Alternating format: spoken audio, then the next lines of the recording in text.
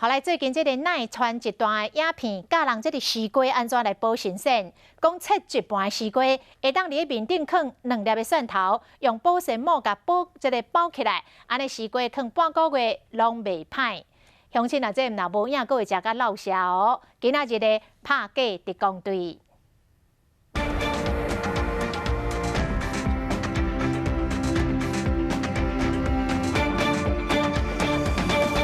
热热天内底食一块西瓜透心凉，不过赖最近传来传去有一段影片，讲伫破一边的西瓜顶端放2粒蒜头，再搁用保鲜膜包起来，讲安尼较袂歹去。用保鲜膜封好，放到冰箱里冷藏，这样保存的西瓜半个月都不会坏，而且还不会滋生细菌，特别的新鲜，和新买的一样。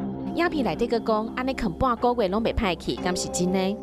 第一个，其实如果把大蒜放在西瓜上面，那个味道其实就已经变质了、变味了。那第二个在于就是说，因为我们西瓜的剖面其实还蛮广的，那你的大蒜上面放2颗，其实它们也没办法扩及到整个西瓜啦。西瓜加蒜头，搁用保鲜膜包起来，这款的做法无研究根据讲会当家伊的保存期限变较长咧。所以要安怎做才对呢？营养师提醒，一个关键就是食偌济，切偌济。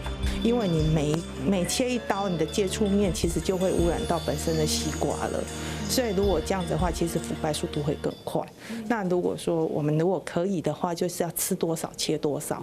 因为西瓜切片了，接触空气的面积会变较大，颠倒会产生微生物。但是如果冰箱空间，干那会当互西瓜切片来保存，那安尼切片了后会当先放入密封的保鲜盒内底冷藏，2天以内食了，千万唔通放伤久。